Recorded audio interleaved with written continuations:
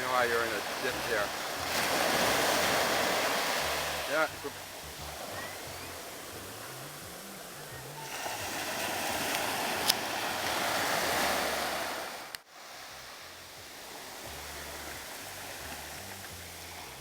Okay.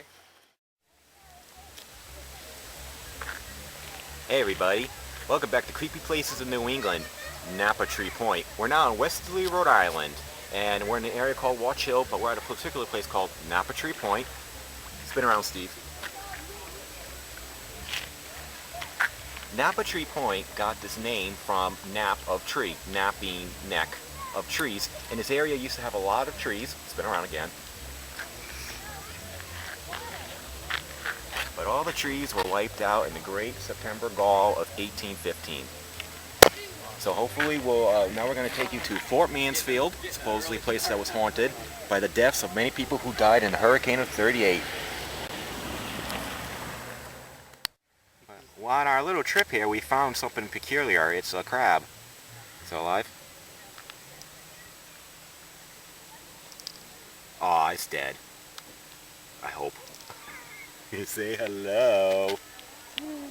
Give it a kiss, Steve. Ah, nature. You know, we're still in the Napa Point area. Do believe that the fort is more down this way. But I wanted to explain something of a tragic event that happened in history. The hurricane of '38. September 21st in mid-afternoon, this tropical terror struck, swept over outer Long Island, swept into thickly settled, highly developed New England, struck with winds roaring 100, 150, almost 200 miles an hour.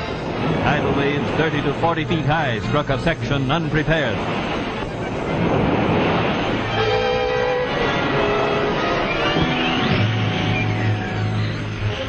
The great wind-driven waves swallowed the sandy bulwarks of the coast, washed away the pleasant beaches of Long Island's southern shore, literally changed the coastline. Bridges joining islands to the mainland were destroyed almost instantly.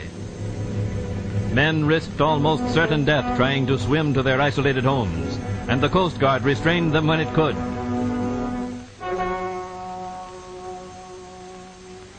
Flicking New York City with its outer fringe, the whirling storm smashed full force across Long Island.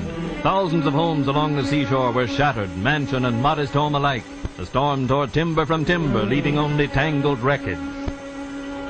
Millions of dollars worth of yachts and pleasure craft were smashed or swept far up on land, damaged beyond repair. Undermined roadbeds derailed trains. Passengers were marooned, some of them drowned. Great radio stations, keys to wireless communication for the continent, went down as the tempest swung across Long Island Sound. Just back of New London's wreck-strewn waterfront, fire broke out in the night, sweeping 4 business blocks. Automobiles were crushed and twisted by falling trees and whirling timbers. Cutting a wide pathway of ruin inward from the sea, the storm piled up property damage in the hundreds of millions of dollars. The quiet dignity of colonial meeting houses was reduced to broken lumber. In one brief hour, part of the ancient beauty that was New England's heritage vanished forever.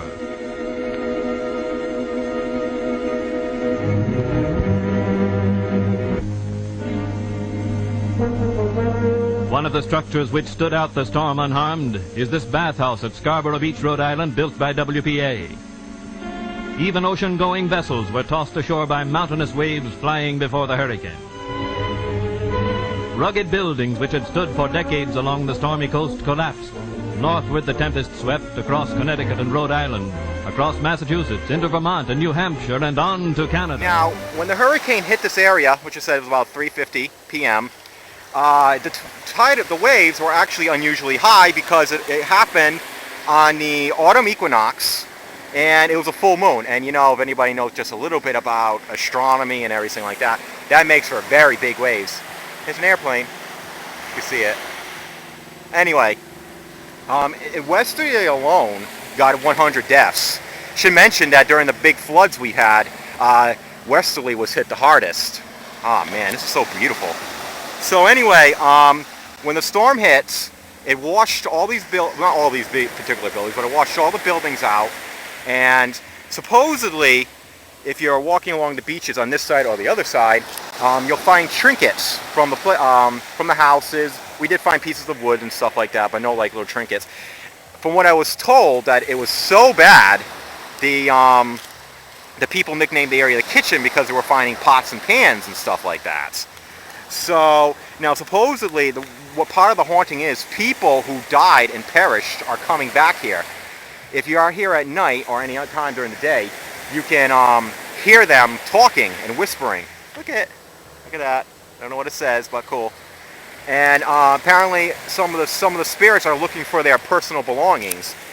So I guess, and also I've been hearing that divers would actually come out here and they will find some of these items lost in the hurricane.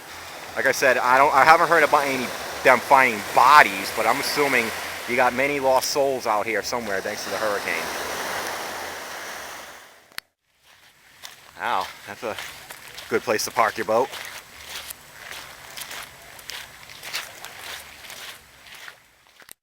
Hey Steve, what's this? Oh, that's a lobster track. Oh, I'm sorry. You may pronounce it lobster.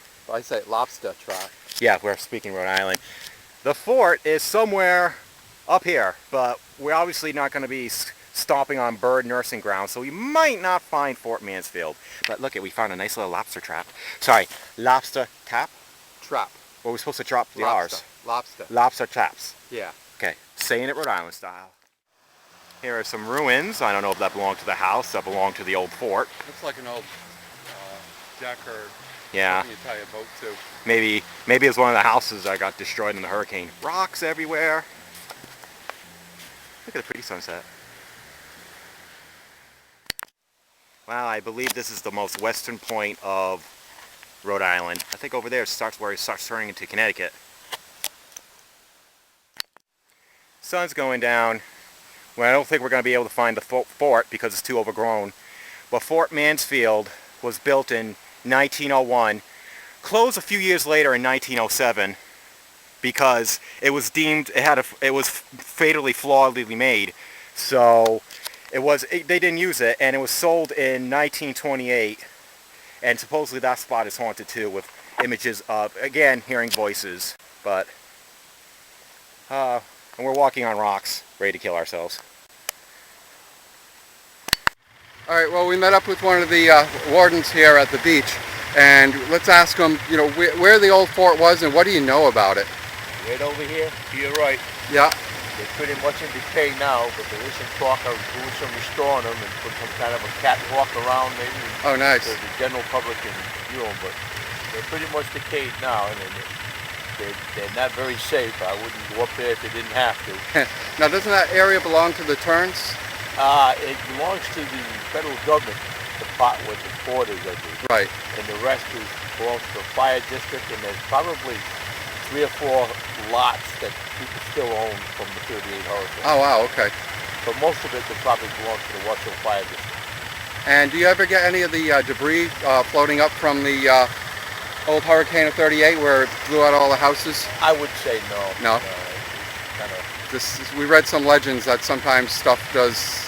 I get a few lobster pots and things like Yeah. that, but I wouldn't say anything from the 38 hurricane. Just one last question. What do you feel about this area, or do you think it's like haunted? Do you think there's old spirits here? Well, I heard stories. Yeah? There are a lot of stories, but it's a beautiful place. It definitely nice is. place to come down, take a walk to the end, down to the rocks, Yeah. and really enjoy it. Just be mindful that pipe is low business. Yeah. Everybody's happy, but that's what it's here for. It's for enjoyment. Very good. Thanks for your Okay. time. All right. Oh my God, Steve, look at the size of that turtle. Hi, baby. He's so cute. Ow! Son of a bitch, it bit you. Ah, beautiful day, Hey, getting nice and cold. What do we do? Spend like 2 hours out here? Yeah, about almost killed ourselves on the rocks. What we won't do for our fans. Yes, huh? All like 20 of them. Well, we kind of found where it was, I think, as far as we could. Don't you agree? Well, we found the spot, you know, but obviously we can't go on it. It's overgrown, and as you learned from that guy who does the beach patrolling, it's not necessarily the safest thing to do. Well, you know what? Since they're going to be actually restoring it, or at least giving people access to it, why don't we come back here in a couple of years? Well, hopefully the economy recovers and they'll be actually able to do it, huh? Yeah, really.